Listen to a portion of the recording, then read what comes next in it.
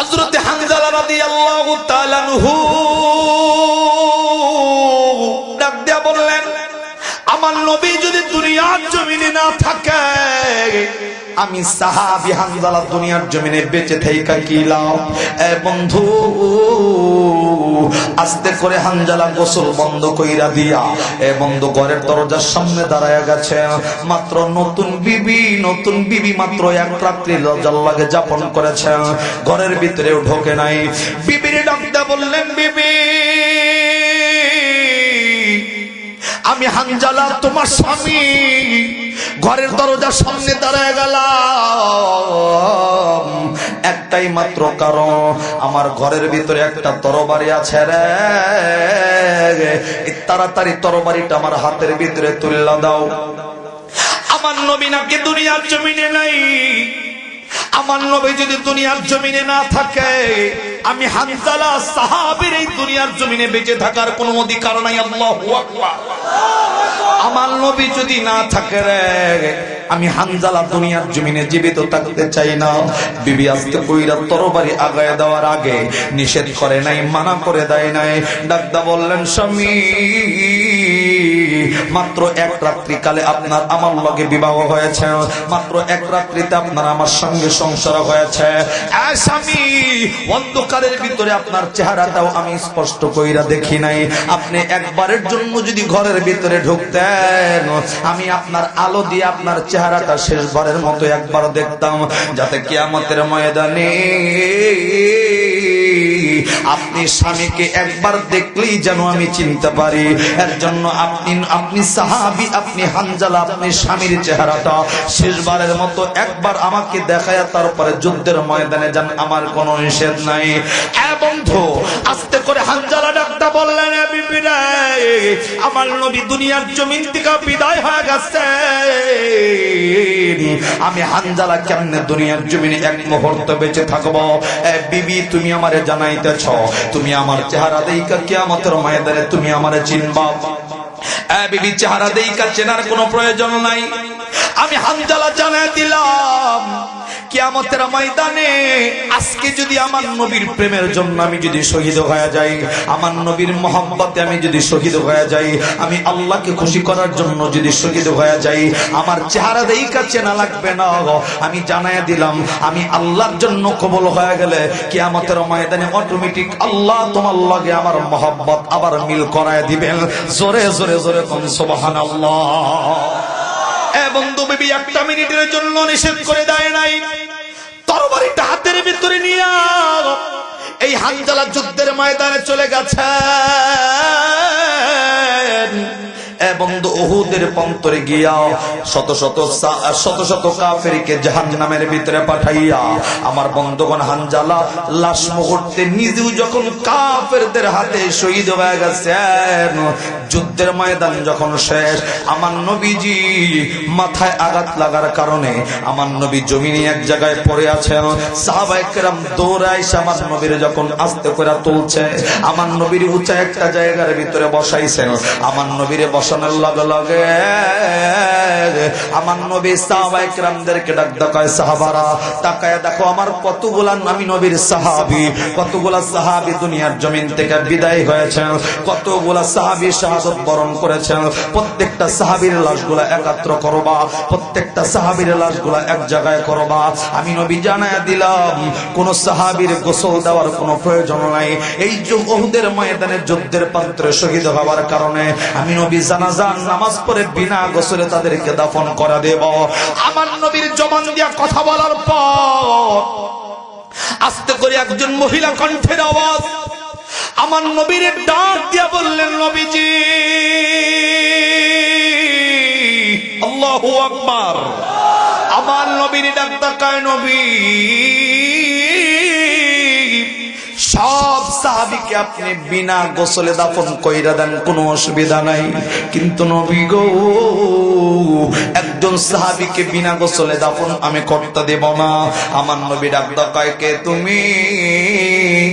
আস্তে করে ডাকদা বলল, হুজুর আমি আপনার নতুন একজন সাহাবীর স্ত্রী, যার লগে কেবলমাত্র একদিন আমার সংসার হয়েছে, বাসর রাত্র থেকে আপনি নবী দুনিয়ার জমিনে নাই। এই কথা ভাইবা তিনি যুদ্ধের ময়দানে তরবারি নিয়ে শাহাদাত বরণ করেছেন। এ বন্ধু, কতটুকু কষ্ট নিয়া কলিজার ভিতরে কি আঘাত নিয়ে আমার নবীর জন্য সাহাবায়ে কেরাম সহ সাহাবায়ে কেরামের স্ত্রীরাও নবীর জন্য কতটুকু মহব্বত রাখে। এ বন্ধু নবীরে ডাক দাও, নবীজি আমার স্বামী ফরজ গোসল হয়েছিল, আমার স্বামী গোসল করে নাই, আপনি নবীর মহব্বতে এই যুদ্ধের ময়দানে ঢুইকা এই দুনিয়ার জমিন থেকে শাহাদাত বরণ করেছেন।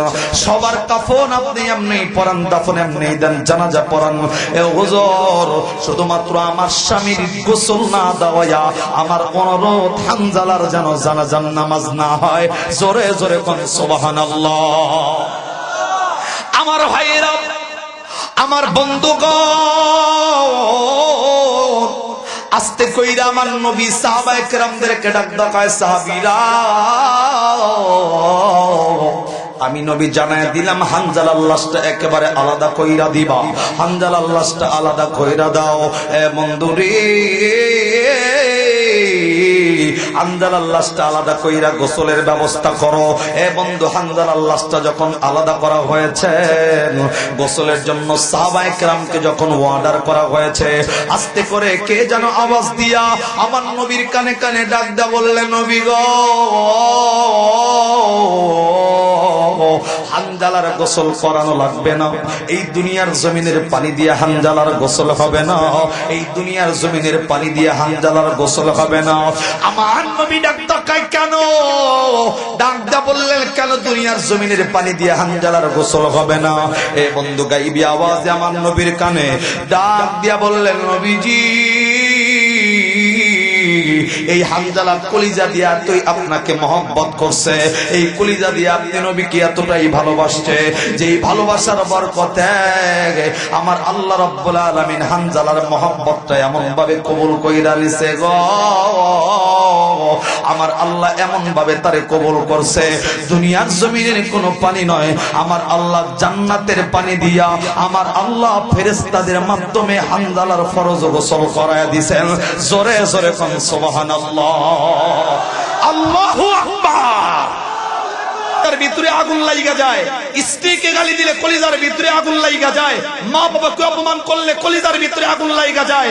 এই হাদিস দ্বারা তো এটাই প্রমাণ হয়, আল্লাহর কসম করে বলতেছি, তুমি আমার নবীকে তোমার সামনে গালি দিলে, তুমি খালি মসজিদের ভিতরে বৈশা লা হাওলা ওয়ালা কুওয়াতা ইল্লা বিল্লাহ খালি পড়তাছো, এই জিকির করলে কিয়ামত হয়ে যাবে। আমার নবীর হাদিস দ্বারা প্রমাণিত হয়, তুমি তাহাজ্জুদের নামাজ পড়লেও তোমার ঈমানে ভেজাল আছে। কথা বলে ঠিক ঠিক। তার মানে এটা বোঝানো লাগবে, যতক্ষণ পর্যন্ত আমার নবীর মহব্বতে তোমার দিল কাঁদবে না, যতক্ষণ পর্যন্ত নবীর অপমানে তোমার দিল কাঁদবে না, ততক্ষণ পর্যন্ত, যতক্ষণ পর্যন্ত নবীর এই নবীকে অপমান করার পরে তোমার দিলের ভিতরে আগুন লাগবে না, আল্লাহর কসম ততক্ষণ পর্যন্ত তুমি পূর্ণ ঈমানদার হতে পারো। এইবার আলোচনায় আসে, তাইলে খাঁটি মুমিন, আমি তো মনে করি বাংলাদেশের মানুষকে মুমিন এবং এই ঈমানদার এবং নন ঈমানদারের মধ্যে পার্থক্য করতে গিয়ে বেশি হাদিস লাগবে না, এই হাদিসটাই যথেষ্ট। ততক্ষণ পর্যন্ত তুমি পূর্ণ ঈমানদার হও নাই, ততক্ষণ পর্যন্ত কলিজার ভিতর থেকে নিজের জানের চাইতে আমার নবীরে বেশি ভালোবাসো নাই। ঠিক না ব্যাঠি? সাহাবায়ে কেরাম নবীরে কেমনে ভালোবাসছে, তারা কেমনে দুনিয়ার জমিনে জান্নাতটা কামাই করছে, কেমনে, কিভাবে সম্ভব? আমার ভাইরা, আমার বন্ধুগণ, গভীর মনোযোগ কোনো দিকে নজর নাই। বন্ধু, একমাত্র দিল দিয়া কথাগুলা বুঝবেন, আমলের নিয়তে কথাগুলা শুনবেন। এ বন্ধু দেখেন, আজকের এই মাহফিলটা আপনার আমার দিলের ভিতরে হেদায়েতের জরিয়া হয়ে যায়নি? আজকের এই মাহফিলটা আপনার আমার জন্য হেদায়েতের নাজাতের জরিয়া হয়ে যায় কিনা?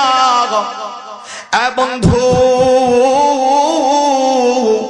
আমার নবীরে যতক্ষণ পর্যন্ত মহব্বত না করবা, নিজের জানের চাইতে নবীকে যতক্ষণ পর্যন্ত ভালো না বাসবা, আমার নবী ডাকদা বললেন, বেটা যতই ইমানদারি দাবি করো না কেন, যতই তাহাজ্জুদ পড়ো না কেন, যতই হজ করো না কেন, যতই মসজিদ মাদ্রাসায় দান করো না কেন, আমার নিজের চাইতে, নিজের জীবনের চাইতে আমার নবীকে বেশি ভালো না বাসলে ততক্ষণ পর্যন্ত পূর্ণ ইমানদার তুমি হতে পারো নাই।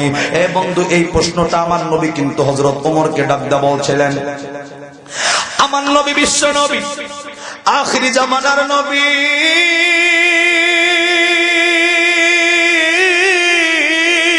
আল্লাহু আকবার। আমার নবী ওমরকে ডাকদা বললেন, ওমর, আমি নবী জানতে চাই আমি বিশ্ব নবীকে তুমি ওমর কতটুক ভালোবাসো। ওমর ডাক দিয়া বললেন, হুজুর, আমি ওমর আপনাকে কতটুক ভালোবাসি আপনি জিজ্ঞাসা করতে চান? আমি ওমর বলবো, আমার মা বাবা, আমার স্ত্রী পুত্র সন্তান সন্ততি সহ যত মানুষ আছে সব মানুষের চাইতে, জায়গা জমি ঘর বাড়ির চাইতেও আপনি নবীকে বেশি ভালোবাসি। আমার নবী ডাকদা বললেন, ওমর, তুমি যদি সাক্ষী দাও মা বাবার চাইতে আমি নবীকে বেশি ভালোবাসো, তুমি যদি সাক্ষী দাও স্ত্রী পুত্রের চাইতে আমি নবীকে বেশি ভালোবাসো, ঘর বাড়ির সব কিছুর চাইতে আমি নবীকে বেশি ভালোবাসো, আমি নবীও জানা দিলাম তুমি ওমর এখন পর্যন্ত পূর্ণ ইমানদারিত্ব অর্জন করতে পারো নাই। বন্ধু, ওমরের মতো সাহাবী অবাক দৃষ্টি দিয়ে আমার নবীর দিকে তাকায় আছে। আমার নবীর ডাক দিয়া বললেন, নবীজি, এখনো পর্যন্ত পূর্ণ ইমানদার হতে পারি নাই হুজুর, কলিজার ভিতরে আঘাত লাগে গেছে। ও হুজুর, কোন সাক্ষীটা দিলে পূর্ণ ইমানদারিত্ব অর্জন করতে পারবো বলে দিবেন? আমার নবী ডাকদা কয়, ওমর ভাই বাদাকো, কোন সাক্ষীটা দিলে? ততক্ষণ পর্যন্ত ওই সাক্ষী না দিলে পূর্ণ ইমানদার হওয়া যায় না। ওমর রাদিয়াল্লাহু তাআলা আনহু আস্তে করে কিছুক্ষণ ভেবে ভেবে চিন্তা করতেছে।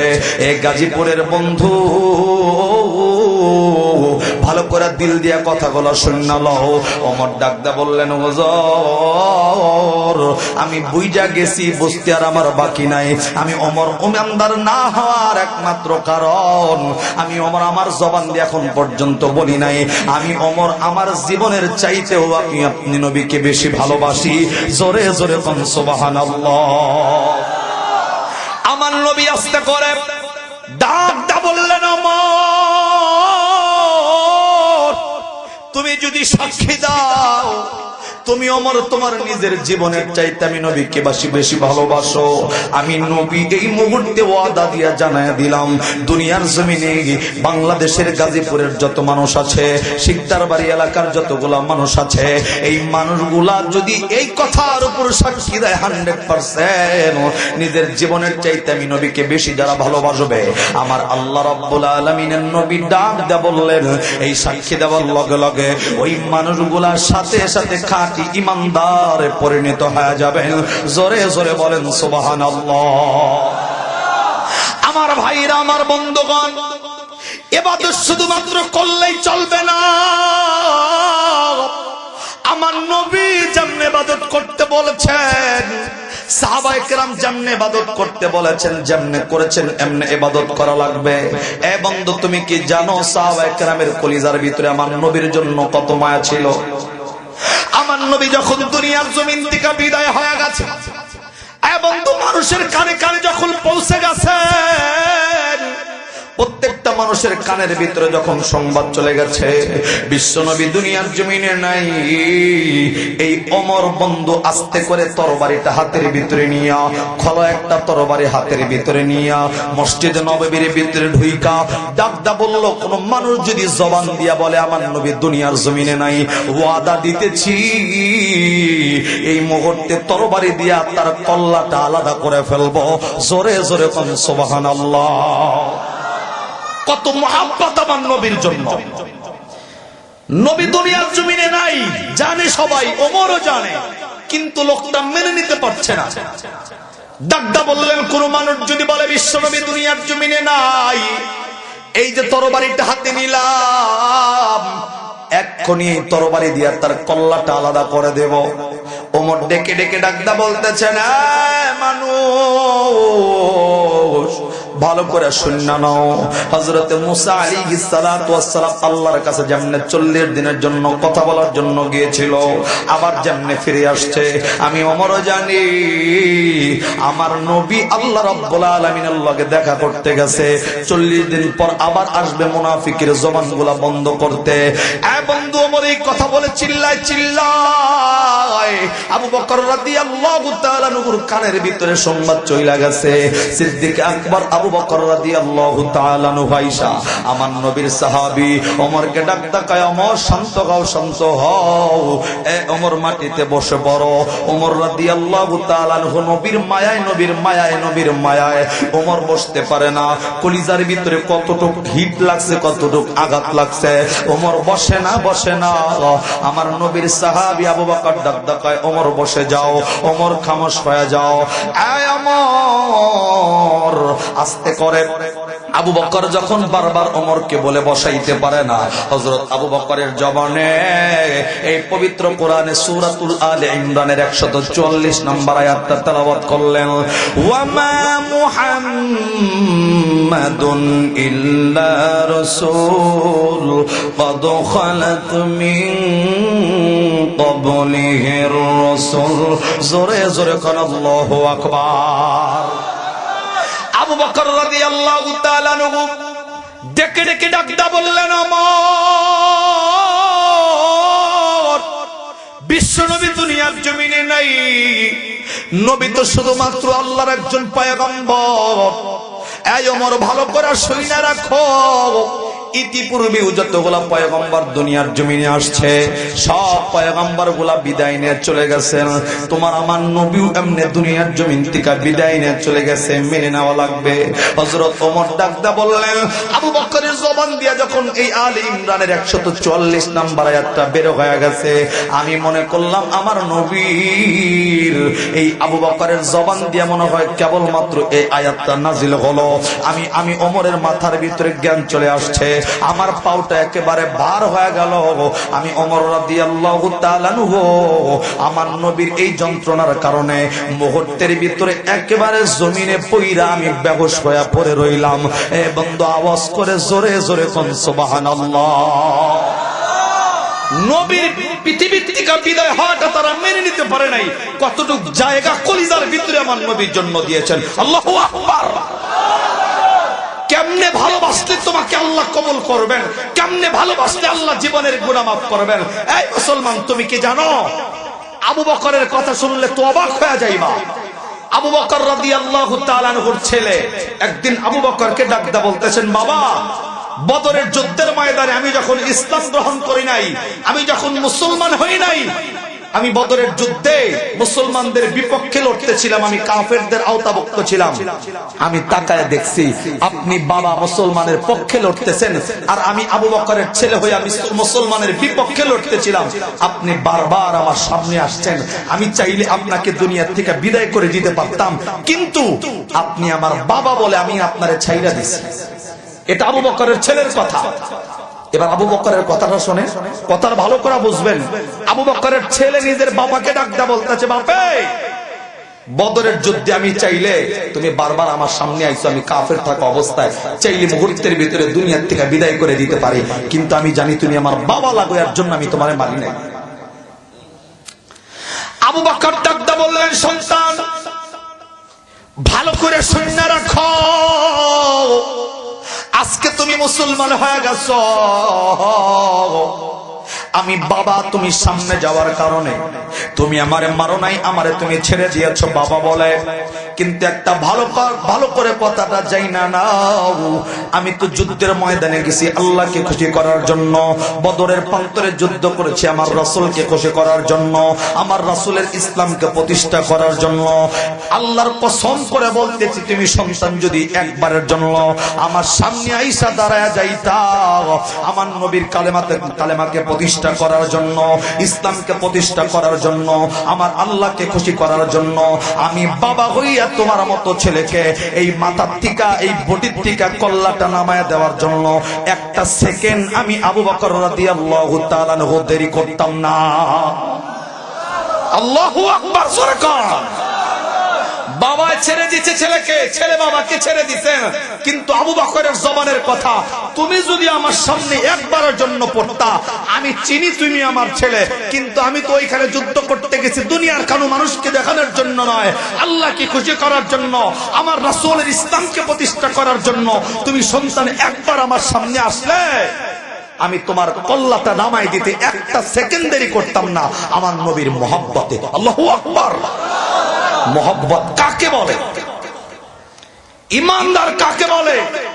এই মুসলমান, আপনি কি জানেন যে পৃথিবীর সকল মানুষ, সকল সাহাবায়ে কেরামের নেকি এক জায়গায় করলে আবু বকর রাদিয়াল্লাহু তাআলা আনহুর 3 দিনের নেকি এক জায়গায় করলে এই আবু বকরের 3 দিনের নেকির সমান तमाम পৃথিবীর সকল মানুষের নেকির ওজন হবে। এরে ভাই সুবহানাল্লাহ পিছনে কয় না কান? জোরে কোন, আবার কোন, যারা কোন নাই তারা কোন। এটি আগে ফাঁকি দিছে। হুজুর কিছু কইতাছে, সবাই জবান খুলতেছে না। 1 2 3, ওই 3 খামের পরের দিক একটু জবানটা খোলেন ভাই, আপনারা জবান বন্ধ কারণ আল্লাহু আকবার। কেবল কি ভাই জবানটা খুললেন? আগে থেকেই আছে আছে আছে, একটু কোন না ভাই, আল্লাহু আকবার। তারপরে আওয়াজ কেমন জানি টেমটেমে ডেমডেম হইছে। ডাক দকা হুজুর সামনে গুলা তো দিতাছে, এগুলি এত চালাই দিতেছে, এবার আমি কোয়া লাগে এরে কইলিল আওয়াজ ছেড়া নাই। এ ভাই আপনারা যারা এই পাশে বইছেন, আপনারা কোনতে একবার আল্লাহু আকবার।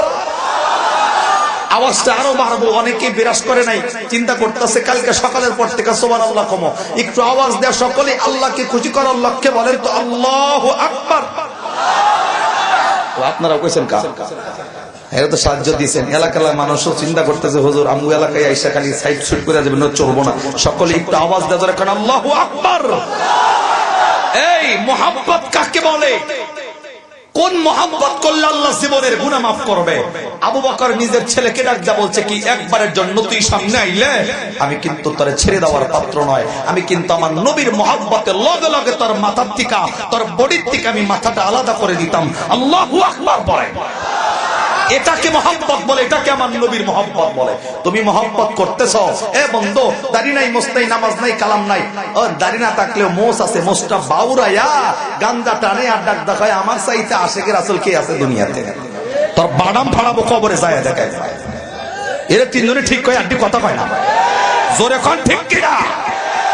এমন ব্যাস দর্শের মাথায় কাপড়, লাল কাপড় বাঁধছে, শরীরে 5 আঙ্গুলে আংটি, 11টা, গরমের দেয় না, গোসল দেয় না, 3 মাস, শীতের দিনে 9 মাস, শরীর দিয়া পাড়া ছাগলের মতো গন্ধ আছে না নাই? গাঞ্জায় টান দেয়, আর ও যে গাঞ্জা টানে, ও যে পিসাব মুড়ি দান যেটি আছে ওটিও গাঞ্জা টানে লগে লগে। যদি কয় ভাই গাঞ্জা টানো কি লিগা, কয় শরীয়তের মৌলবি আপনারা কিছু বুঝবেন না, গাঞ্জা খাওয়া যায় যাচ্ছে। নাউজুবিল্লাহ কইলেন না? যদি জিগাই ভাই কেন যে কেমনে যায় যাচ্ছে, কয় আপনারা পড়ছেন তো 30 পারা, আর আমরা পড়ছি 60 পারা। কয় পারা পড়ছে ওরা? আপনাকে এই গাজীপুরে কোরআন শরীফ কয় পারা ভাই? 60 পারার দল আসেননি কেউ? যারা কয় 60 পারা, আবার কিছু আছে তার চাইতেও ডাবল এম এ পাস, ওরা ডাক দেখায় কোরআন তো 60 পারা না, ওরা তো অর্ধেক করছে, আমরা তো 90 পারা বইটা বই দিচ্ছি। এরে নাউজুবিল্লাহ কইলেন না? খালি 60 পারা লাগবো না, 30 লাগবো না, আপনি খালি একবার ওরে কোন 31 নাম্বার পারার একটা আয়াত তুই ক লগে লগে দেখবেন যে পায়জামা গরম হয়ে গেছে। কথা বলেন ঠিক কিনা? যদি জিগা গাঞ্জা তো টানতাছে, এমন মোষ 1 মুঠ মুড়ি খাইবার দিলে মোষের লগে 1000 মুড়ি বেজে থাকে। এই কথা কন না কা ভাই? আবার কিছু আছে মোষ উজা করে পানি খায়, আরে জিগাই ভাই মোষ উজা করে পানি খাস খায়, ওই মোষের পানি খাওয়া হারাম। বলতে মোষ রাখছে কোন পর্যন্ত ওটা হারাম না, আর বলে মোষের পানি খাওয়া হারাম। তো গাঞ্জা খাওয়ার কথা জিগাইলে ডাক দেখায়, মৌলবী কেবল তো পড়ছো 30 পারা, আমরা তো 90 এবং 60 পারা ডিগ্রি অর্জন করে বয়ে দিছি, বেশি দূরে যাওয়া লাগবো না, ফাউন্ডেশনে হাত দাও। এখন হ্যাঁ মানতে কিন্তু বুঝি না ভাই, ফাউন্ডেশন কোনটা? কয় 10 তলা বিল্ডিং এর নিচে ফাউন্ডেশন শক্ত থাকলি না 10 তলা থাকবো। কয় কোরআনটা আল্লাহ 30 পারা বানাইছে, তুমি গোড়াই ধরতেছি, এই 30 পারা কয় অক্ষর দিয়া বানাইছে? আমি কই আরবি হরফ কয়টা? 29টা। আমি তো কইছি ভাই 29 হরফ দিয়ে আল্লাহ বানাইছে। কয় আলিফ বাতা খুঁজা দাও, গাঞ্জা খাওয়ার দলিল নেই ভাই। এরে নাউজুবিল্লাহ কইলেন না? কোরআন শরীফে যেটা নাই এটা বলে ফাউন্ডেশনে আছে, কোন দেখি কোন জায়গা আস্তে করে ডাকদা কইতেছে যে হুহুন ভাই কইয়া দেই গাইন যাবর গা জাল যাবর যা গাজা খা যাবর খা। এরে নাউজুবিল্লাহ কইলেন না ভাই, অবসাইতে মোহাম্মদ সাল্লাল্লাহু দুনিয়াতে একটাও নাই। চিন্তা করে দেখেন কয় নাম্বারের বাপ্পা, গাইন যাবর গা দিয়া জাল যাবর যা গাজা খা যাবর খা দিয়া গাজা খাওয়া যায় করছে। এমনি যদি গাজা খাওয়া যায় তাহলে আলিফ বাতার ভিতরে এটাও আছে গাইন পেশ গু খা যাবর খা। এই কথা কোন ঠিক কিনা?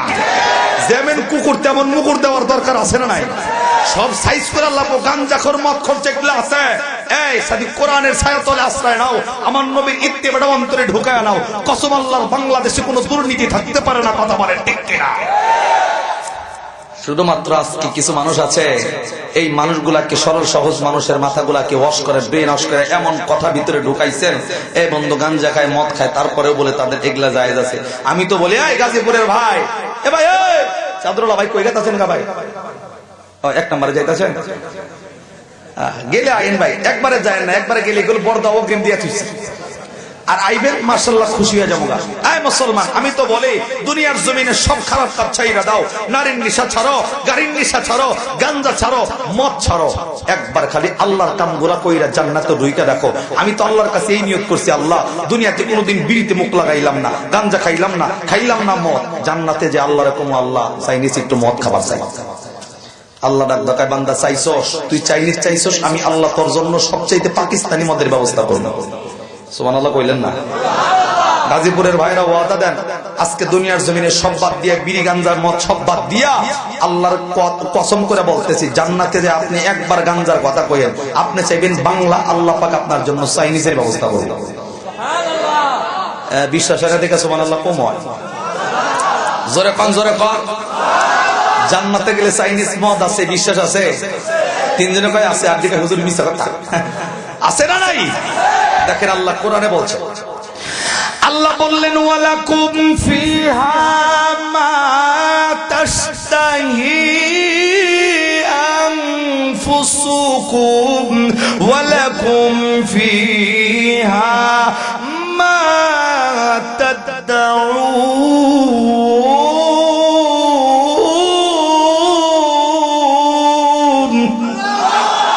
এবার কন্না আল্লাহু আকবার।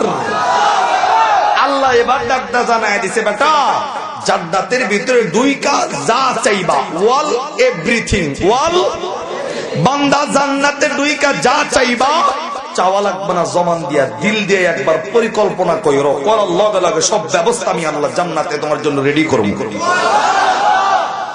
যদিও গাঞ্জার কথা উল্লেখ নাই, কিন্তু আল্লাহ ডাকটা কইছে বেটা যা চাবি চাই পাবি। এখন আমরা জীবনে গাঞ্জা বিড়ি খাই নাই, নেশা তো একবার লাগবারই পারে, কথা কন না কা? মাহফিলের ভিতরে কিছু লোক বইব, দেখবেন অনেক শয়তানে কোসাইব, বেড়া কতক্ষণ ধরে একটা কাম দেশ নাই, মনে আছে কি? আছে না নাই? এক মাহফিলে তো বয়ান চলতেছে, হঠাৎ করে দেখে যে পিছনে ধুমা ওরে ধুমা, হুজুর জিজ্ঞেস মানে আগুন ধরাইছে কিনা দেখছে, নারায় আগুন ধরাইলো কিনা। তো এই কথা কল লগে লাগে, সবাই যখন পিছন দিকে লোক দিছে, দেখে যে একজনের মাথা নিচ দিকে দিয়ে সম্মানে টানতেছে।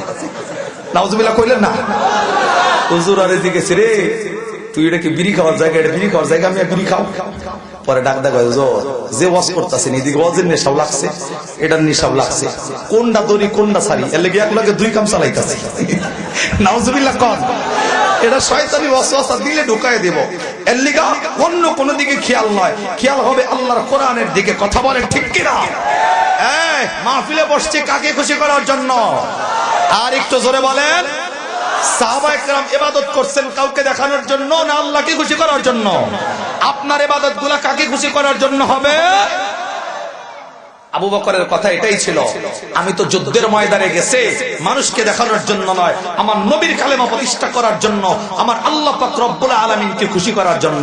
এই যুবক ভাই ভালো করে শোনো, সাহাবায়ে কেরামের ঈমান জানো? হানজালার ব্যাপারে অনেকেই শুনেছেন, ছোট্ট করে আমি বলে দিয়া যাই। হানজালা মাত্র বিয়ে করছে, কবে বিয়ে করছে? মাত্র আজকে বিয়ে করছে, বাসর রাত্রি প্রথম রাত, প্রথম রাত্রিতেই শেষ রাত্রে গোসল ফরজ হয়ে গেছে। কোন কাম করলে গোসল ফরজ হয় আমরা কিন্তু সকলেই জানি, জানেননি ভাই? জানেননি? প্রথম রাত্রি, একেবারে প্রথম রাত, শেষ রাত্রে গোসলের জন্য হানজালা উঠছেন।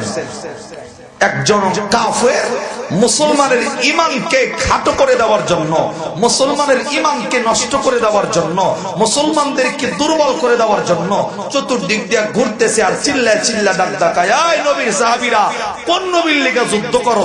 ওই নবী তো দুনিয়ার জমিনে নাই, যুদ্ধ করে লাভ কি? নাউজুবিল্লাহ কইলেন না? উহুদের ময়দানের ঘটনা। আমার ভাইরা, আমার বন্ধুগণ, হযরত হানজালা রাদিয়াল্লাহু তাআলা আনহু বন্ধু প্রথম রাত্রিতে বিবাহ করেছেন। বন্ধু গোসল যখন ফরজ হয়ে গেছে, গোসল ফরজ গোসল দেওয়ার জন্য বন্ধু যখন তাহাজ্জুদের নামাজের সময় আস্তে করে উঠে যখন গোসলটা করবে, কোন কাফের যেন ডেকে ডেকে ডাকদা বললে, মুসলমান শুননা লও, নবীর সাহাবারা শুননা লও, কোন নবীর জন্য যুদ্ধ করতেছ? ওই নবী তো দুনিয়ার জমিন থেকে বিদায় হয়ে গেছে, আর কোন নবীর জন্য যুদ্ধ করবা? যাতে মুসলমান গুলা ভয় পেয়ে যায়, মুসলমানের ঈমান যাতে দুর্বল হয়ে যায়। হযরত হানজালা রাদিয়াল্লাহু তাআলা আনহু, বন্ধু আমার নবী উহুদের যুদ্ধের ময়দানে সাহাবায়ে কেরামদেরকে ডাকদা বলছেন, সাহাবারা যারা নতুন বিবাহ করছো তাদের যুদ্ধের ময়দানে যাওয়ার প্রয়োজন নাই। এর জন্য হানজালা নবীর কথায় বিরত হয়ে বাড়িতেই ছিল। বন্ধু মাত্র প্রথম রাত্রিটা পালন করেছেন। যখন কাফের ডেকে ডেকে ডাকতে বললেন, নবী দুনিয়ার জমিনে নাই, বন্ধু হানজালার কলিজার ভিতরে আঘাত লাগিয়ে গেছে। হানজালা ডাক দিয়া বললেন, আমার নবী যদি দুনিয়ার জমিনে না থাকে, আমি সাহাবী হানজালা দুনিয়ার জমিনে বেঁচে থাইকা কি লাভ? বন্ধু আস্তে করে হানজালা গোসল বন্ধ কইরা দিয়া বন্ধু ঘরের দরজার সামনে দাঁড়ায়া গেছে। মাত্র নতুন বিবি মাত্র এক রাত্রি লজ্জার লাগে যাপন করেছেন, ঘরের ভিতরেও ঢোকে নাই। বিবির ডাকতে বললেন, বিবি আমি হানজালা তোমার স্বামী, ঘরের দরজার সামনে দাঁড়ায় গেলাম একটাই মাত্র কারণ, আমার ঘরের ভিতরে একটা তরবারি আছে রে, তাড়াতাড়ি তরবারিটা আমার হাতের ভিতরে তুলে দাও। আমার নবী নাকি দুনিয়ার জমিনে নাই, আমার নবী যদি দুনিয়ার জমিনে না থাকে, আমি হানজালা সাহাবীর এই দুনিয়ার জমিনে বেঁচে থাকার কোনো অধিকার নাই। আল্লাহু আকবার। আমার নবী যদি না থাকে রে, আমি হানজালা দুনিয়ার জমিনে জীবিত থাকতে চাই না। বিবি আস্তে কইরা তরবারি আগায় দেওয়ার আগে নিষেধ করে নাই, মানা করে দেয় নাই। ডাকদা বললেন, স্বামী মাত্র এক রাত্রি কালে আপনার আমার লগে বিবাহ হয়েছে, মাত্র এক রাত্রিতে আপনার আমার সঙ্গে সংসার হয়েছে। স্বামী অন্ধকারের ভিতরে আপনার চেহারাটাও আমি স্পষ্ট কইরা দেখি নাই। আপনি একবারের জন্য যদি ঘরের ভিতরে ঢুকতেন, আমি আপনার আলো দিয়ে আপনার চেহারাটা শেষবারের মতো একবার দেখতাম, যাতে কিয়ামতের ময়দানে আপনি স্বামীকে একবার দেখলেই যেন আমি চিনতে পারি। এর জন্য আপনি সাহাবী, আপনি হানজালা, আপনি স্বামীর চেহারাটা শেষবারের মতো একবার আমাকে দেখায়া তারপরে যুদ্ধের ময়দানে যান, আমার কোনো নিষেধ নাই।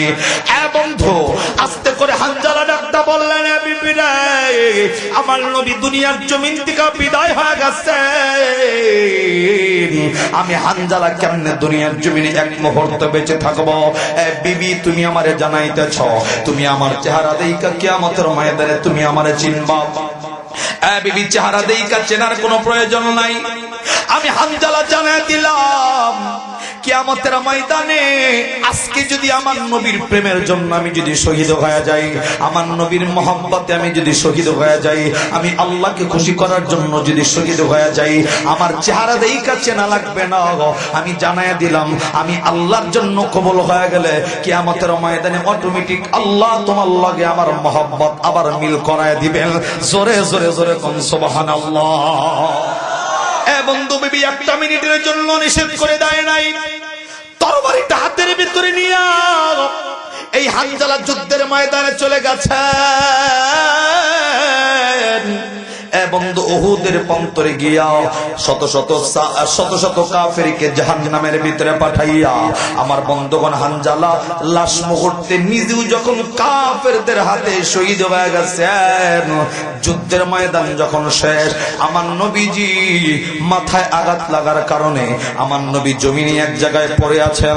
সাহাবায়ে কেরাম দৌড়ায় আমার নবীর যখন আস্তে করে তুলছে, আমার নবীর উঁচা একটা জায়গার ভিতরে বসাইছেন। আমার নবীরে বসানোর লগে লগে আমার নবী সাহাবায়ে কেরামদেরকে ডাক দেয়, সাহাবারা তাকায়া দেখো আমার কতগুলা, আমি নবীর সাহাবী, কতগুলা সাহাবী দুনিয়ার জমিন থেকে বিদায় হয়েছেন, কতগুলা সাহাবী শাহাদাত বরণ করেছেন। প্রত্যেকটা সাহাবীর লাশগুলা একত্র করবা, প্রত্যেকটা সাহাবীর লাশগুলা এক জায়গায় করবা। আমি নবী জানায়া দিলাম কোন সাহাবীর গোসল দেওয়ার কোনো প্রয়োজন নাই। এই যে উহুদের ময়দানে যুদ্ধের প্রান্তরে শহীদ হওয়ার কারণে আমি নবী জানাজার নামাজ পড়ে বিনা গোসলে তাদেরকে দাফন করে দেব। আমার নবীর জবান দিয়া কথা বলার পর আস্তে করে একজন মহিলা কণ্ঠের আওয়াজ আমার নবীর ডাক দিয়া বললেন, নবীজি।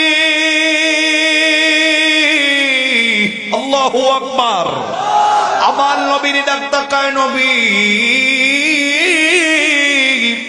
সব সাহাবীকে আপনি বিনা গোসলে দাফন কইরা দেন, কোনো অসুবিধা নাই, কিন্তু নবী গো একজন সাহাবীকে বিনা গোসলে দাফন আমি করতে দেব না। আমার নবী ডাক দেয়, কে তুমি? আস্তে করে ডাক দা বলল, হুজুর আমি আপনার নতুন একজন সাহাবীর স্ত্রী, যার লগে কেবলমাত্র একদিন আমার সংসার হয়েছে, বাসর রাত্র থিকা আপনি নবী দুনিয়ার জমিনে নাই। এই কথা ভাইবা তিনি যুদ্ধের ময়দানে তরবারি নিয়ে শাহাদাত বরণ করেছেন।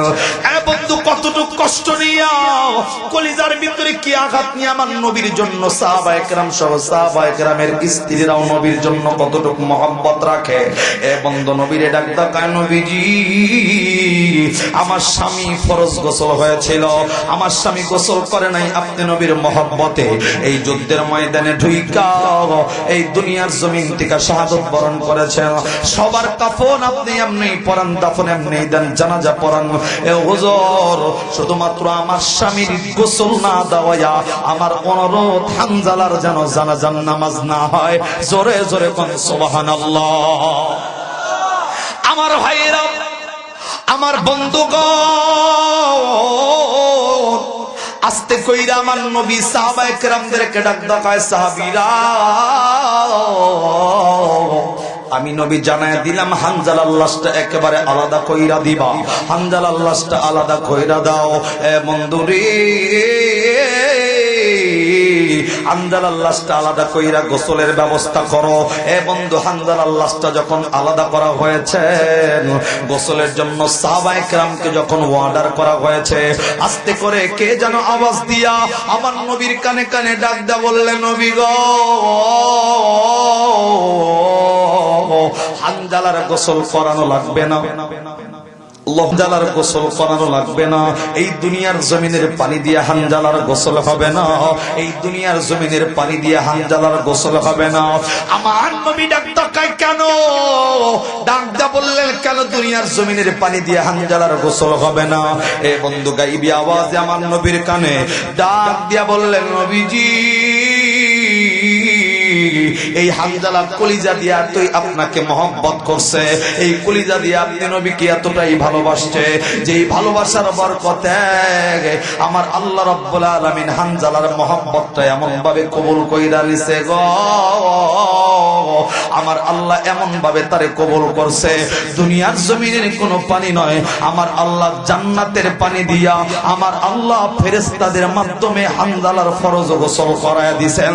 জোরে জোরে কোন সুবহানাল্লাহ, আল্লাহু আকবার।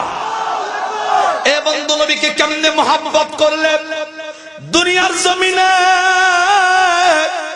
আল্লাহ রাব্বুল আলামিন মানুষের সামনে আপনারে কবুল কইরা নিবে। আমার নবীর কানে যখন আওয়াজ দুনিয়ার পানি দিয়া হানজালার গোসল হবে না, জান্নাতের পানি দিয়া আমার আল্লাহর ফেরেশতারা হানজালার গোসল করাবে। একজন সাহাবী কথাটা শুনি না, এই বন্ধু হানজালার লাশটাকে পরীক্ষা করতে গিয়া কেবলমাত্র মাথার কাপড়টা যখন সরায়া দিয়েছেন, তাকায়া দেখে ফেরেশতারা যেই গোসলটা করাইছেন এখন পর্যন্ত মাথা ভেজা চুল দিয়া পানিগুলা গড়ায়া গড়ায়া জমিনের ভিতরে পড়তেছে। আল্লাহু আকবার। এ বন্ধু, এর জন্যই তো বলেছি বন্ধু, ইবাদত যদি করো নিজের মতো নয়, আমার আল্লাহ যেমনে করতে কইছে, আমার নবী যেমনে করতে বলছে, আমার নবীর সাহাবায়ে কেরাম যেমনে করেছেন এমনি ইবাদত করো। ওয়াদা দিলাম আমার আল্লাহ তোমাকে কবুল করে জান্নাতের মেহমান বানাবে। কথা বলেন ঠিক কিনা? এ বন্ধুরে, দুনিয়ার জমিনে তুমি তাহাজ্জুদ করতেছো মানুষকে দেখানোর জন্য নয়, ভালো কাজ করতেছো মানুষকে দেখানোর জন্য নয়। শয়তান কিন্তু তোমার চাবি মারবে। তুমি কুরবানি দাও, মানুষ তোমাকে কুরবানি আল্লাহ বলবে যে লোকটা বেশি টাকা দিয়ে কুরবানি দিছে। বন্ধু, এরকম কুরবানি কিয়ামত পর্যন্ত দিলে কবুল হবে না। লোক তোমাকে মুসল্লি বলবে, এর জন্য মসজিদে নামাজ পড়লে কিয়ামত পড়লে নামাজের উপকার নাই। বন্ধু, মাহফিলে মজার জন্য বসছো, এই মজা নয়। বন্ধু, এই মজার জন্য বসলে কোনো লাভ নাই। যতক্ষণ পর্যন্ত আমলের নিয়তি আল্লাহকে খুশি করার জন্য না বসবা, কসম আল্লাহর, এই মাহফিলটা কিয়ামত পর্যন্ত শুনলে ফায়দা হওয়ার কোনো সম্ভাবনা নাই। কথা বলেন ঠিক কিনা?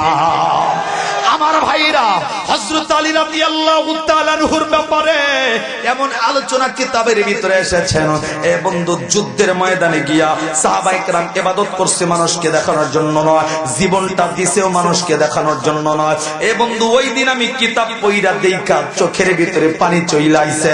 আমার মতো আলেম কিয়ামতের ময়দানে আল্লাহ জাহান্নামের গেটের আগে সবার আগে রাখবে। বন্ধু, হাজীদেরকে আল্লাহ সবার আগে রাখবে। তাহাজ্জুদ নামাজ পড়নেওয়ালা মানুষদেরকে জাহান্নামের গেটে সবার আগে রাখবে। বেশি বেশি দান করনেওয়ালা মানুষকে জাহান্নামের গেটের আগে সবার আগে থাকবে। বন্ধু, কেন কেন কেন? একটাই মাত্র কারণ, তোমারে আমারে যখন আল্লাহ জিগাইব, বান্দা দুনিয়ার জমিনে হজ করছিলা কেন? আমি বলবো আল্লাহ তোমার সান্নিধ্যের জন্য। প্রত্যেকটা মানুষের অন্তরের খবর আমার আল্লাহ জানে কি জানে না? এই জোরে বলেন, জানেনি? এইখানে যারা বসছেন, কার অন্তরের ভিতরে কোন নিয়ত চলতেছে, কে কোন নিয়ত নিয়ে বইছেন, সকলের অন্তরের খবর। কে আমারে গালি দেয়, কে মহব্বত করে, কে মনে মনে বকতেছে, সব খবর আল্লাহ জানে এখন। এর জন্য আমার মতো আলেম কিয়ামতের ময়দানে জাহান্নামের গেটের আগে জিগাইবে, বেটা আলেম হইছিলা কিল্লিগা? আমি তো তোমার আল্লাহ মানুষকে জাহান্নাম থেকে জান্নাতের রাস্তা দেখাইছি, মানুষকে ভালো রাস্তার সন্ধান দিছি।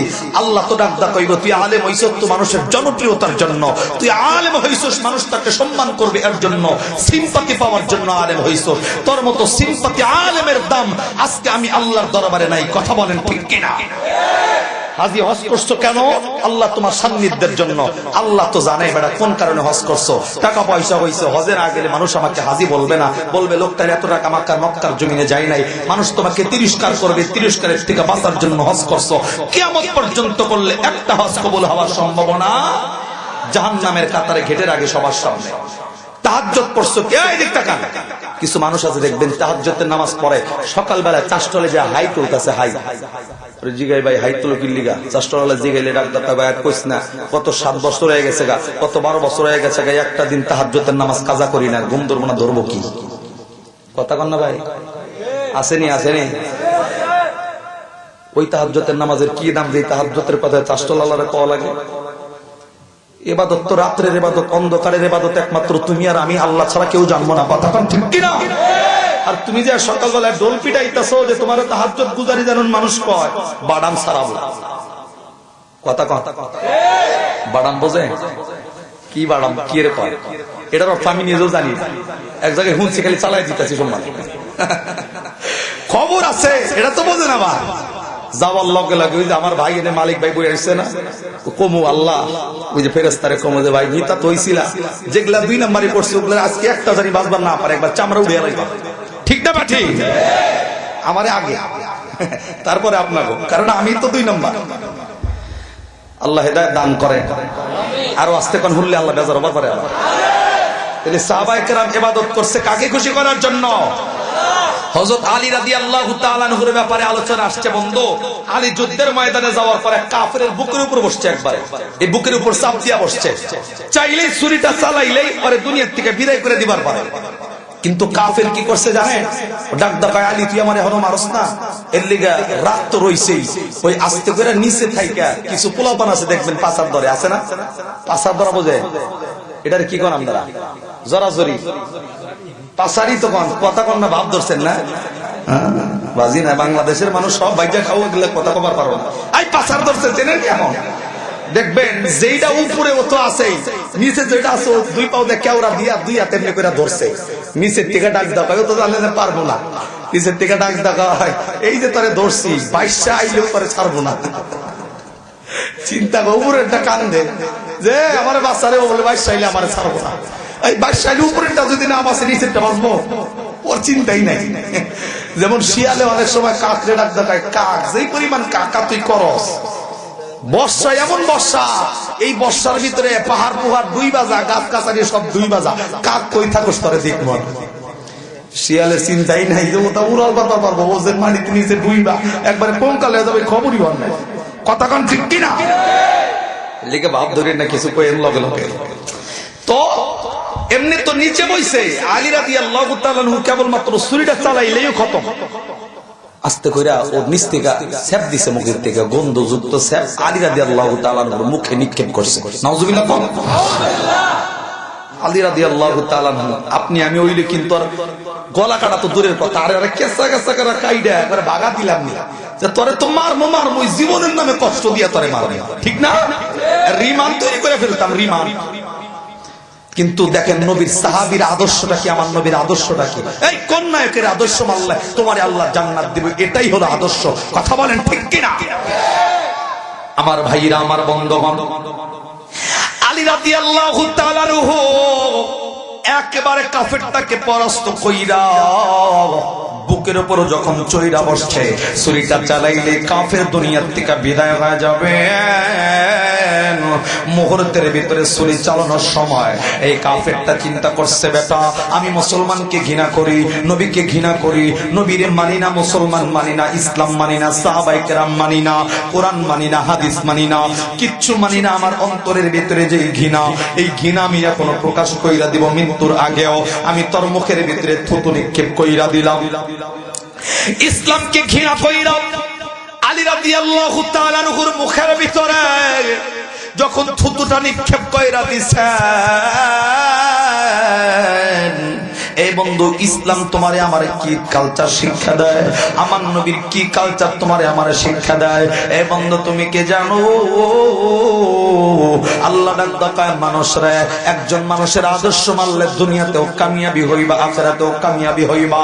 সেই আদর্শের ব্যাপারে আল্লাহ পবিত্র কোরআনে সূরাতুল আহজাব 21 নম্বর পারার 19 নম্বর পৃষ্ঠার 12 নম্বর লাইনের 21 নম্বর আয়াতে আল্লাহ ডাক বললেন, লাকাদ কানা লাকুম ফি রাসূলিল্লাহি উসওয়াতুন হাসানাতুন লিমান কানা ইয়ারজুল্লাহা ওয়াল ইয়াওমাল আখির ওয়া যাকারাল্লাহা কাসীরা। জোরে জোরে কোন আল্লাহু আকবার। আল্লাহ ডাকদা বললেন, গাজীপুরের মানুষ, আমি আল্লাহ জানায় দিলাম একজন মানুষকে সবচেয়ে উত্তম আদর্শ দিয়া বানাইছে। এই ঘুমাইছেন নি ভাই? ঘুমাইছেন? ঘুমাইছে? মাথা নিচ দিকে কেলা ভাই, মাথা উপর মিট দেন, আর বড় বড় করে চায় থাকা লাগবে। ছোট করে চায় থাকলে ওয়াজ হইতো না, বড় করে চান। রাজি আছেন? আবার বেশি বড় করে না, তেরে ভাবনা এখন রাগ করছে। এটা আপাতত মিডিয়াম ভাবে চায় থাকেন। আমি যদি ওয়াজ ভিতরে ঢুকাও না পারি, এই ওয়াজ দিয়া তো লাভ নাই, ঠিক না? তিনজনে কয় ঠিক আর ঠিক, ঠিক না? এই জোরে কান ঠিক কিনা? আল্লাহ রাব্বুল আলামিন ডাকদা বললেন সূরাতুল আহজাব 21 নম্বর পারার 19 নম্বর পৃষ্ঠার 12 নম্বর লাইনের 21 নম্বর আয়াতে আল্লাহ ডাকদা কয়, মানুষ একজন উত্তম আদর্শ আমি আল্লাহ দুনিয়ার জমিনে পাঠাইলাম। এই আদর্শটা যদি কোনো মানুষ মেনে নেয়, ওই মানুষটা দুনিয়াতেও কামিয়াবি, ওই মানুষটা আখিরাতেও কামিয়াবি।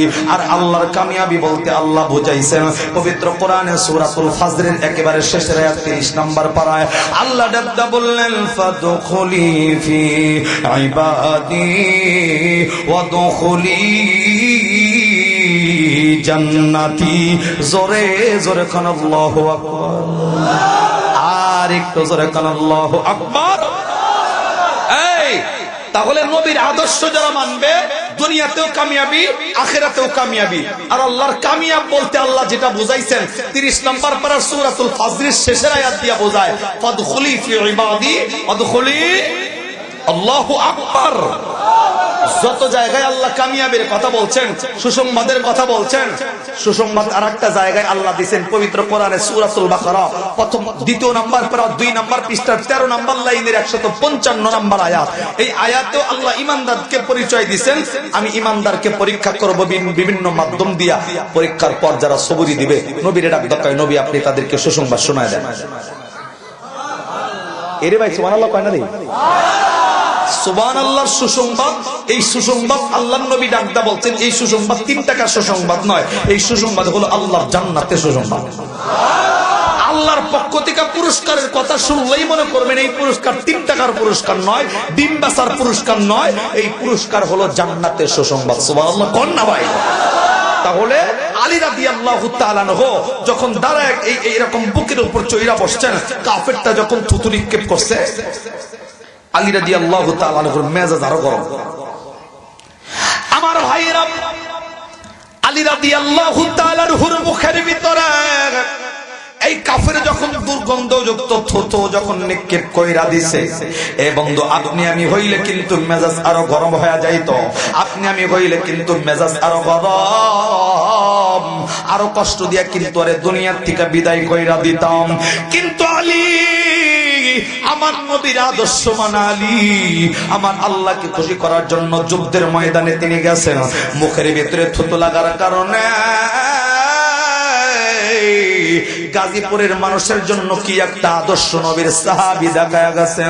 এই আলীর মেজাজ গরম হয়ে যাওয়ার লগে লগে হযরত আলী বুকের ভিতরে বৈশা ছুরি না চালাইয়া আস্তে কইরা উইঠা পাশে একেবারে ভদ্রতার সাথে দাঁড়ায় গেছেন। জোরে জোরে কোন সুবহানাল্লাহ। আমার ভাইরা, আমার বন্ধুগণ, আস্তে করে কাফেরটা উঠা দৌড়াবে না, দাঁড়ায় থাকবে, বোঝে না। কাফের ভাবছিল থুতু দেওয়ার লগে লগে ওর গলার ভিতরে ছুরি চালাইয়া দুনিয়ার থেকে বিদায় কইরা দিবে, কিন্তু না না না,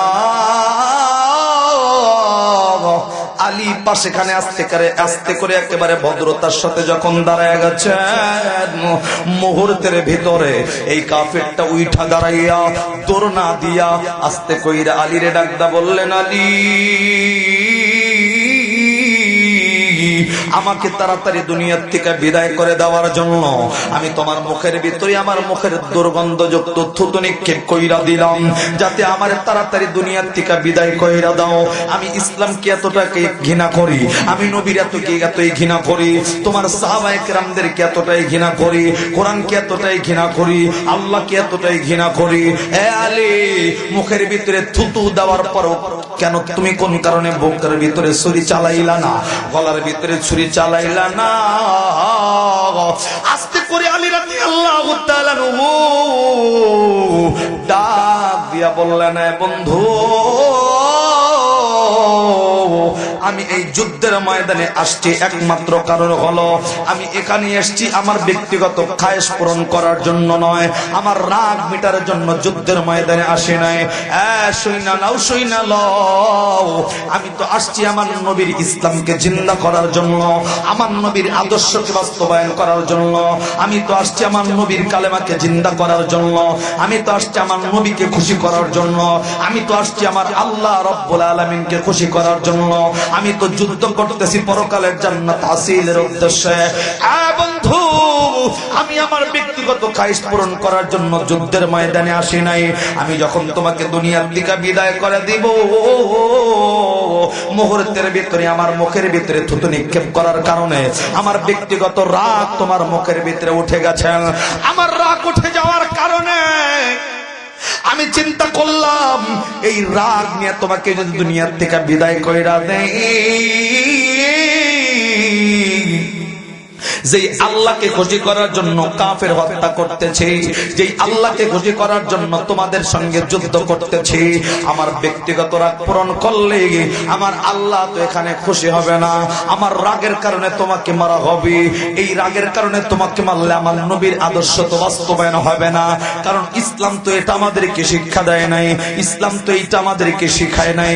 এর জন্য যতক্ষণ পর্যন্ত আমি আলীর মাথার রাগ না মিটতেছে, ততক্ষণ পর্যন্ত আমি আলী তোমার গলার ভিতরে ছুরি চালাইতে পারি না। চিল্লায়া জোরে জোরে কোন সুবহানাল্লাহ। এ বন্ধু, আদর্শ কাকে বলে? আলী রাদিয়াল্লাহু তাআলা আনহুর কথা শুই না এই কাফিরটা একেবারে স্থির হয়ে দাঁড়ায় গেছেন। এ বন্ধু, কালেমার দাওয়াত কেমনে মাথায় বাড়ি দিয়া নয়, আমার নবীর আদর্শ দিয়া যে কালেমার দাওয়াত পৌঁছে দেওয়া যায়, এটা তার জ্বলন্ত দৃষ্টান্ত। আস্তে করে কাফিরটা দাঁড়ায়া ডাকদা বললেন, আলী, যেই ধর্মের ভিতরে এত সুন্দর কালচার শিক্ষা দেওয়া হয়, যেই ধর্মের ভিতরে এত সুন্দর আদর্শ শিক্ষা দেওয়া হয়, ওয়াদা দিতেছি এই ধর্মের মানুষগুলা কখনো মানুষের ক্ষতি করতে পারে না, এই ধর্মটা কখনো মিথ্যা ধর্ম হতে পারে না। তুমি আলীর চরিত্রই যদি এমন হয়, তোমাদের লিডার যিনি বিশ্ব নবীর চরিত্র এর চাইতে হাজার গুণে ভালো হবে। চিৎকার মেরে বলেন সুবহানাল্লাহ। আস্তে কইরা এই কাফের আমার আলীর সামনে দাঁড়াইয়া ডাকায়, বন্ধু রে, সারা জীবন ভিতরে ডাক ঢুকছে, আজকে সবকিছু বন্ধ কইরা ওয়াদা দিলাম আর অন্য ধর্মে থাকতে চাই না।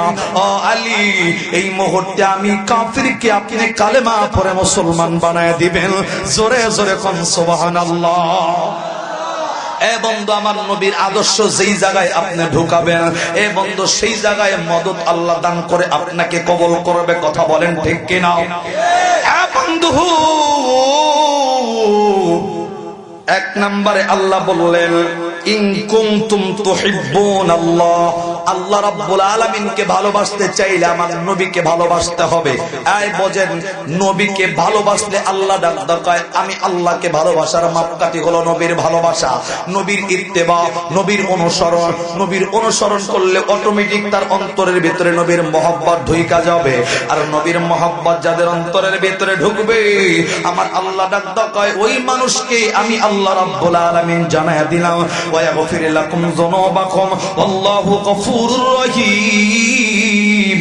আমি আল্লাহ ওই মানুষের तमाम জীবনের গুনাহ মাফ করে আমি আল্লাহ তাদেরকে রহমতের কোলে তুলব।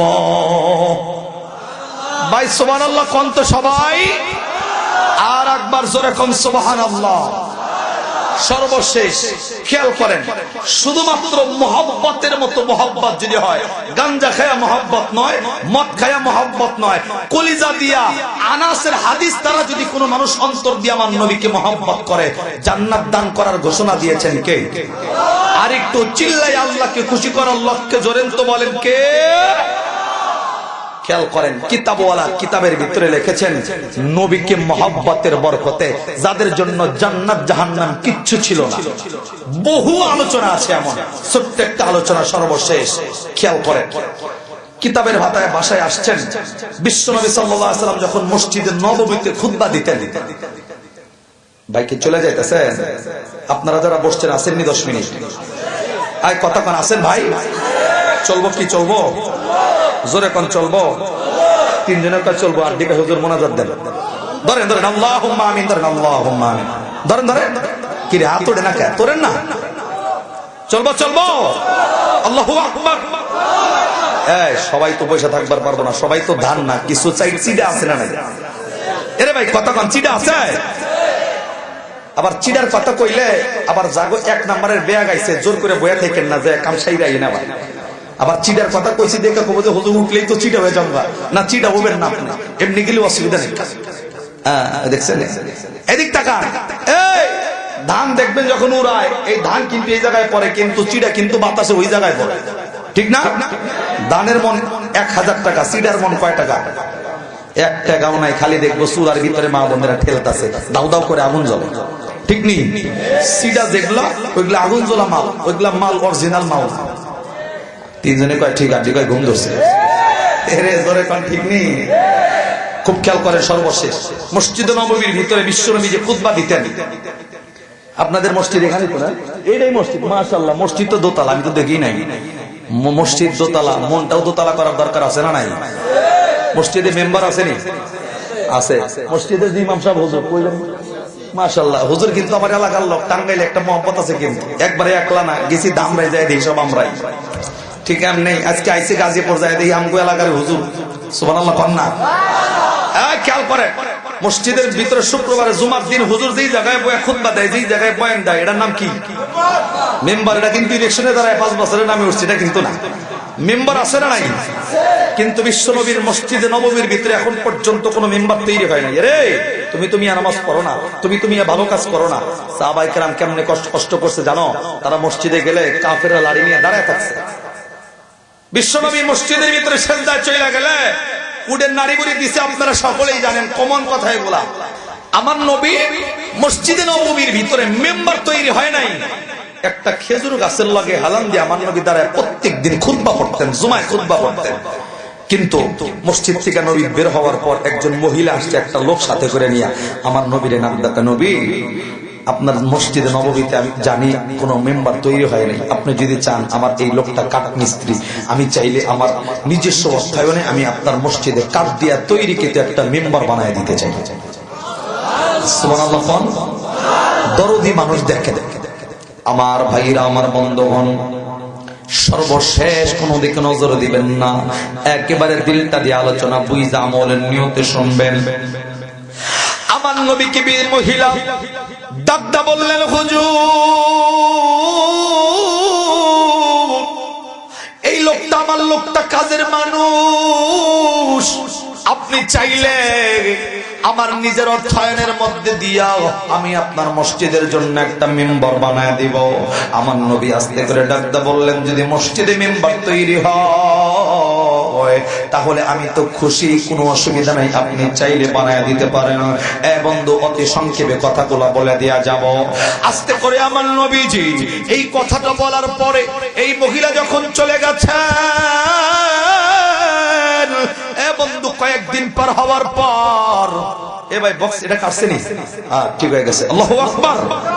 কয়েকদিন যখন পার হয়ে গেছে, আমার নবীর মসজিদের নববীর মধ্যে নতুন একটা মেম্বার মাত্র কেবল মাত্র যখন চলে আসছে, আমার নবী বন্ধু মসজিদের ভিতরে ঢুইকা যেই মসজিদের মেম্বার আছেন, আমার নবী ওই দিন আর ওই খেজুর গাছের লগে হেলান দেয় নাই।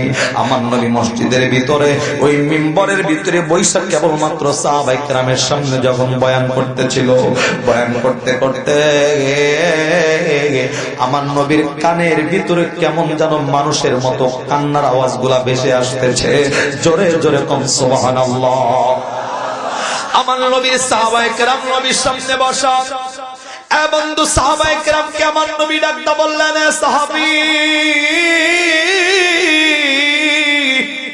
তোমাদের ভিতরে কোন সাহাবী আছো দুঃখে কান্না করতেছ? আল্লাহ রাব্বুল আলামিন লগে লগে খেজুর গাছের জবান খুলে দিছে, আমার সুবহানাল্লাহ জোরে কর। আমার ভাইরা, খেজুর গাছটা কিন্তু একেবারে মৃত, কিন্তু এই খেজুর গাছের জবান আল্লাহ খুইলা দিলেন। আমার নবীর সামনে এই খেজুর গাছ ডাকদা বললেন, হুজুর আমি খেজুর গাছ কান্না করার একমাত্র কারণ, আমি কান্না করতেছি একমাত্র কারণ হইল, ও হুজুর আমি নিজেকে এতটাই বড় মনে করি, আমি নিজেকে এতটাই মর্যাদাবান মনে করতাম। পৃথিবীর জমিনে কত গাছ আছে, কত বড় বড় গাছ আছে, হুজুর আমি মনে করি পৃথিবীর সব গাছের চাইতে আমি মরা খেজুর গাছের দাম মর্যাদা আল্লাহর কাছে 1000 গুণে বেশি। সুবহানাল্লাহ। আমার নবী ডাকদা বললে, খেজুর গাছ কি বলো, বড় গাছের চাইতে কেমনে তোমার দাম বেশি হয়, মর্যাদা বেশি হয় জানতে চাই। আস্তে করে খেজুর গাছ ডাকদা কয়, হুজুর আমার দামটা বেশি হওয়ার একমাত্র কারণ হলো হাজারো গাছ থাকলেও দুনিয়ার জমিনে কোন গাছের লগে আপনি বিশ্ব নবী কোনদিনই হেলান দিয়া খুতবা পড়েন নাই, কিন্তু আমি মৃত গেছো খেজুর গাছের লগে হেলান দেওয়ার কারণে আমার আল্লাহ আমার মর্যাদাটা এত বাড়ায়া দিছেন, এত বাড়ায়া দিছেন। দুনিয়ার সব গাছের চাইতে নবীর পিঠটা যেই গাছের লগে লাগছে এই গাছের গামটা সকল গাছের চাইতে আল্লাহর কাছে মর্যাদাবান। বন্ধু নবীর লগে থাকার কারণে গাছের ইজ্জত আল্লাহ বাড়ায় দিয়েছেন। এই বন্ধু এই খেজুর গাছকে মুফাসসিরিনে কেরাম মানুষের সঙ্গে তুলনা করছেন। কেমনে কেমনে? এই বন্ধু তাকায় দেখবেন এই গাজীপুরের বন্ধু আপনার মানুষের যদি একটা হাত কাইটা ফলানো হয় মানুষ কিন্তু মারা যায় না, আর এক হাত কাটলেও মানুষ মারা যায় না, দুই পা কাটলেও মানুষ কিন্তু মারা যায় না। যতক্ষণ পর্যন্ত মাথা শরীরে থাকবে ততক্ষণ পর্যন্ত কিন্তু মানুষ মরবে না। ঠিক এমনি আমার নবীজি এই বন্ধু মুফাসসিরিনে কেরাম কে খেজুর গাছের ব্যাপারে এমন লিখেছেন, এই বন্ধু খেজুর গাছের ডালপালা কাইটা শুধুমাত্র মাথাটাকে জীবিত রাখলেও এই খেজুর গাছ যেমনি বাইচা থাকে রস খাবার জন্য এই পাশে কাইটা কাইটা শেষ কইরা লাইলেও যতক্ষণ পর্যন্ত মাথা তাকে খেজুর গাছ কিন্তু মানুষের মতো মরে না। কথা বলেন ঠিক কিনা? এর জন্যই খেজুর গাছের মানুষের সঙ্গে তুলনা করেছেন। বন্ধু আমার নবীজি এই খেজুর গাছকে ডাকতে বললেন, খেজুর গাছ আজকে তুমি কান্না কি করলে বন্ধ হবে তুমি বইলা দাও। আমি জানি তুমি মর্যাদাবান গাছ, তোমার মর্যাদা আল্লাহ বাড়ায়া দিছে আমি সেটাও জানি, কিন্তু আমি জানতে চাই কি করলে তোমার কান্নার আওয়াজ বন্ধ হয়ে যাবে। খেজুর গাছ ডাকতে কয়, হুজুর আপনার কাছে আমার অনলি একটা রিকোয়েস্ট যদি আপনি আমার রাখেন, আমার একটা দাবি যদি আপনি পূরণ করেন, আমি খেজুর গাছের কান্নার আওয়াজ চিরতরে বন্ধ হয়ে যাবে। সুবহানাল্লাহ। আমার নবী আস্তে করে খেজুর গাছকে ডাকতে বললেন, খেজুর গাছ কি করলে কান্নার আওয়াজ বন্ধ হবে বলো,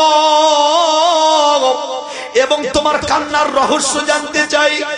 ডাক দিয়া বললেন, হুজুর কান্না করার একমাত্র কারণ গত জুমায় আপনি আমার লগে হেলান দিয়া সাহাবায়ে কেরামের সঙ্গে পিঠ লাগায়া খুতবা দিতেন, কিন্তু আজকে জুমায় মসজিদে নতুন একটা মেম্বার তৈরি হয়ে গেছে, আর তো আমার লগে আপনি হেলান দেন নাই।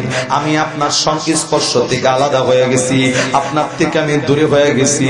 ও হুজুর আর তো কোনোদিন আপনি আমার লগে হেলান দিবেন না। ও হুজুর আপনি আমার সঙ্গে স্পর্শ ত্যাগ করার কারণে, আপনার সংস্পর্শে না থাকার কারণে, আপনাকে হারানোর যন্ত্রণার কারণে আমি খেজুর গাছ চোখের পানি ছেড়ে দিয়ে কান্না করতেছি। জোরে জোরে কোন সুবহানাল্লাহ, আল্লাহু আকবার কোন ভাই। এ বন্ধু যেই নবী তোমার আমার জন্য এত কিছু করলো, তুমি আমি কয়দিন আমার নবীর জন্য চোখের পানি ফেলছো? তুমি আমি কয়দিন আমার নবীর জন্য নবীর উম্মত হইয়া শুকরিয়াতান 2 রাকাত নামাজ পড়ছো? না না না, তুমি তো পাইয়াই ধন্য মনে করো নিজে, আর চাইতে বড় কিছু আর পাই নাই। একবারও শুকরিয়াতান জবানে কোনোদিন আসে নাই। আস্তে করে আমার নবীজি এই খেজুর গাছকে ডাকদা বললে, খেজুর গাছ রে আমি সব বুঝা গেছি, এইবার বলে দাও বলে দাও বলে দাও কি করলে তোমার কান্নার আওয়াজটা বন্ধ হয়ে যাবে। আস্তে করে খেজুর গাছ ডাকদা কয়, হুজুর এই মসজিদে মেম্বার তৈরির আগে যেমনি আপনার সংস্পর্শে আমি ছিলাম, আপনার কাছাকাছি যেমনি আমি ছিলাম, আমি চাই এইভাবে সারাটা জীবন সারাটা জিন্দেগি আমি যেন আপনার কাছাকাছি থাকতে পারি। এরকম একটা ব্যবস্থা যদি কইরা দিতে পারে আমি খেজুর গাছ জানাইয়া দিলাম আমার কান্নার আওয়াজ একেবারে চিরতরে বন্ধ হয়ে যাবে। জোরে জোরে কোন সুবহানাল্লাহ। খেজুর গাছ চাইতেছে নবীর লগে যেমনি থাকছে এমনি আবার থাকবে। এ বন্ধু আমার নবীজি সাহাবায়ে কেরামদের সাক্ষী রাইখা আমার নবী সাহাবায়ে কেরামদেরকে ডাকদা বললেন, সাহাবারা আমি তোমাদেরকে সাক্ষী রাইখা জানা দিলাম আমি আমি নবী তোমাদেরকে জানায়া দিতেছি, অর্ডার করতেছি, এই খেজুর গাছটাকে সুন্দর কইরা কাটবা। মানুষ মারা গেলে যেমনে মানুষের জন্য কবর খনন করা হয়, এই খেজুর গাছ যতটুকু লম্বা, এই খেজুর গাছের মাপে একটা কবর তোমরা খনন করবা। আমি বিশ্বনবী ওয়াদা করতে আমি নবী তোমাদেরকে জানায়া দিতেছি, এই খেজুর গাছটাকে সেই কবরের ভিতরে শুয়াইয়া দাফন কইরা রাখবা। আমি নবী জানায়া দিলাম, আমি নবী এই খেজুর গাছ আমি নবীকে এতটুকু মহব্বত ভালোবাসার কারণে আমি নবী তোমাদের সামনে প্রমিস করতেছি, ওয়াদা করতেছি, শপথ করতেছি, কিয়ামতের ময়দানে আমি নবী যেই জান্নাতের ভিতরে থাকবো, এ মুসলমান অ্যাটেনশন প্লিজ, সুবহানাল্লাহ বলার জন্য রেডি হওয়া লাগবে।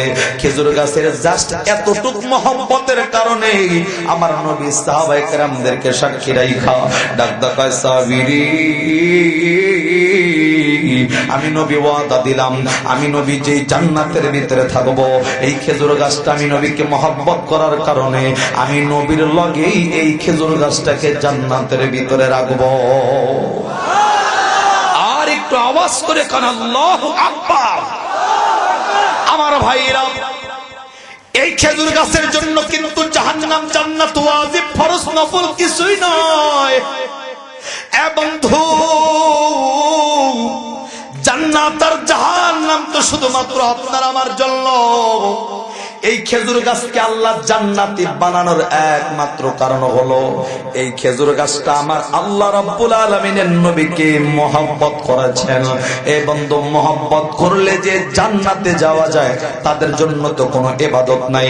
মহব্বত করলে যে জান্নাতে যাওয়া যায় এটার একটা দৃষ্টান্ত আমার আল্লাহ প্রমাণ কইরা তোমার আমারে জানায় দিছে। বন্ধু, আল্লাহ তো তোমারে জানাইছেন, ওমা খালাকতুল জিন্না ওয়াল ইনসা ইল্লা লিয়াবুদুন।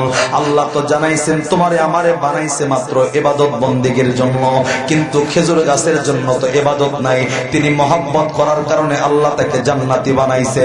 তুমি আমি ইবাদত কইরা যদি নবীকে মহব্বত করতে পারি, তোমার আমার জন্য জান্নাতটা রেডি করবে কে? আর একটু জোরে বলে